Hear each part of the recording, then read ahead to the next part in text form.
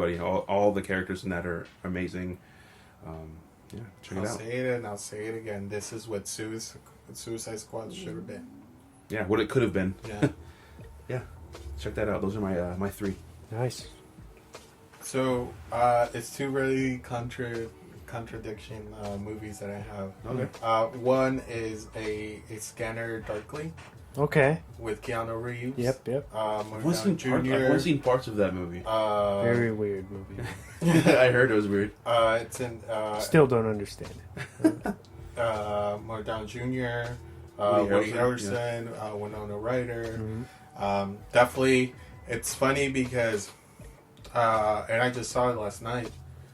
One of my friends was telling me, he's like, "Have you ever seen a Scanner Darkly?" And I was like, "What are you talking about?" And he showed me the trailer, and then he's like, "It reminds me of the art show that you had, and the video that you guys did." So, as soon as I saw the trailer, I was like, "I gotta watch this movie," and wow, I was like so in love with this movie. This might be my new favorite movie. But yeah, go check it out. I don't think it's streaming anywhere. I bought it on YouTube. Okay. So yeah, Google Android all day, baby. And then I'm sorry, my Apple Watch. I'm couldn't sorry, hear you. what are we recording on right now? How dare you? And my next rec is Sonic the Hedgehog. Jim Carrey kills it in this movie. He is the person that carries the movie a lot. Mm-hmm. I know that I told Wesley earlier that I thought it was a proper enjoyable ride for me, and then they did a good story, and I guess the reimagined Sonic that they did now, it's really good. I thought it paid homage to what the video game was, and for it to be doing 60 million is for opening week. Yeah. It's amazing, because then, like you said earlier, it's like fans now studios are going to be listening to fans, because look at the Yeah, they went to see it. yeah. They supported it. Yeah, and it's really good, man. I really do think even adults, I mean, I went with my nephew, but as an adult, like, I would go watch it again, just because it that movie's so enjoyable. Like, you could literally, there's not a dull moment in that movie, and then we get that Easter egg, and then, which I'm not gonna reveal. Yeah, thank you. But I don't know what you're talking about. but yeah, man, go check out Sonic. Support it, because and support Birds of Prey, or Harley Quinn, the Birds of Prey, whatever the title Like is. I clean that up now. Whatever. It's unofficial. It's just for the theaters, right? Yeah. I don't know what the name is now, but it's cool to see a video game movie and a comic book movie be number one, number two. Yeah. And it's amazing. It speaks volumes of what the production value and what time and effort is being put in these movies. Because I just saw a documentary on Super Mario Brothers, the movie, and yes, I am not, and Double Dragon and Street Fighter, so I'm glad. What documentary is this? Just a random one on YouTube. Oh, okay. But the fact that, like, you see these, and then you see what we're doing now, it's like light years. Exactly. From what it was, and I'm glad studios are giving the respect that these characters, our beloved characters, need. Somebody like Sonic, somebody like Harley Quinn, who was not in the comic books but in the TV show. So I love that. I love that they're giving love to all these characters, and please, more movies like this. I know Mortal Kombat's coming out soon, so It's gonna be fucking good. So Yeah. I'm excited for that. And Paramount did a good job with this. Yeah, it's weird that video games have, over the years, they've gotten a bad rep. Like, pretty much you could say most video game movies are pretty bad, right? And it's weird, because when you look at games like Last of Us or Uncharted or all these games, Those are like movies. like they are more cinematic sometimes than movies. You know what I Yeah. mean? They're better than the writing's there, the acting, the voice acting. Right. It's like, how could you fuck this up? Just adapt, like just take a straight adaptation. You know what I mean? Yeah. Where they fuck up things like Max Payne and all these movies that Max Payne should have been so cool. That should have been Yeah. way better than Yeah. the final products. You know what I mean? So my turn Yes. for the Rex. All right, my first one is a Hulu original, High Fidelity, Oh, never seen that one. starring. It just came out. I think it's been out for maybe a week. It's based on the. Have you ever seen the John Cusack film High Fidelity, where he is a record shop owner with Jack Black? No. I don't think so. Maybe I might have seen it. When I was Well, anyway, younger. this is a show reimagining of that film Okay. with Zoe Kravitz Ooh. as the record store owner, and it's obviously it's in contemporary time, and I really like the direction that they went with it, especially because I worked in a record shop myself for a period of time, which was it really captures the essence of that scene, and you know there's the music is all handled with respect. Yeah. It's very it's just a very fun experience. It's gritty, it's relatable. They go through, of course, a lot of common relationship problems and things, but at the same time she's breaking the fourth wall and talking with you, where you know, similar to like Saved by the Bell or stuff like that, where they're nice. like, oh yeah, this guy's a fucking asshole, you know. Yeah. Or Fleabag, if you guys have checked out Okay. It's funny Fleabag. because I've been seeing this on everybody's story as of late. Yeah, So now it intrigues me to go see you it. should check it out, Yeah, man. Yeah. definitely love that, man. Love Zoe. High Fidelity, pretty good stuff. And also I wanted to give a shout out to our own Chris Pollock, Yeah. who wanted me to recommend a couple films from Kirk Douglas. Okay. All right, so the first one is Frankenheimer's 7 Days in May, followed by Brian De Palma's The Fury, and then rounding it off, Stanley Kubrick's Paths of Glory, Okay. which Nice. doesn't get enough credit. So check those out to pay your respects to Mr. Douglas. Yeah. Shout out to Chris once again. So Chris. Hopefully he can come back soon. Yes. Yeah. It'd be awesome. Before we move to the segment, I want to have one more rec because I thought it was. Ooh, okay. We've talked about it off the air, but McMillions on HBO. Oh, that's right. That's out already? That documentary series is so good. Is it okay? Go check it out before Came we out go back. last week, right? Yeah, it's the like third last- episode. Okay. Nice. So yeah, go check it out. Sorry. Nice. McMillions. Moving on. Yeah.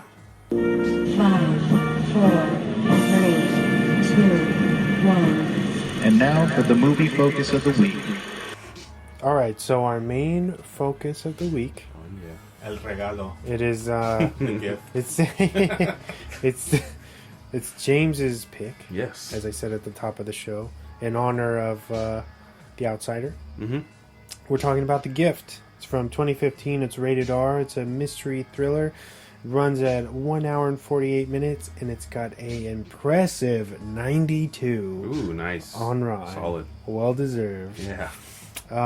For the synopsis, I wrote, "What do you do when an individual returns from your past? We meet a seemingly normal couple, Robin and Simon, who are then approached by Gordo, an old student peer from Simon's adolescent days. After a series of events, it becomes clear that there is indeed more lurking beneath the surface of Simon and Gordo's past." Nice. You wrote that themselves. I did. Yes. I did. Oh, so good. Thank you. I try. So before we dive deeper into this psychological thriller, James, tell me, like, what was it about this that intrigued you enough to pick it to talk about? Funny enough, we were talking about I think we were talking about Jason Bateman. I know we've been talking about him a lot in more recent because of The Outsider. Yeah. And I knew this was one of his movies, And I think we brought up Joel Edgerton as well. And then we started talking about it, and I was looking through his filmography, and you had brought up The Gift, and I was like, you're like, oh, it's a good movie, and that's his directorial debut. And I, in my head, I was like, oh, Wes thinks this is a good movie, so I've never seen it, and I like Jason Bateman is amazing in his serious roles. So let's check Ozark. this one out. Yeah, I love Ozark. Check that out too.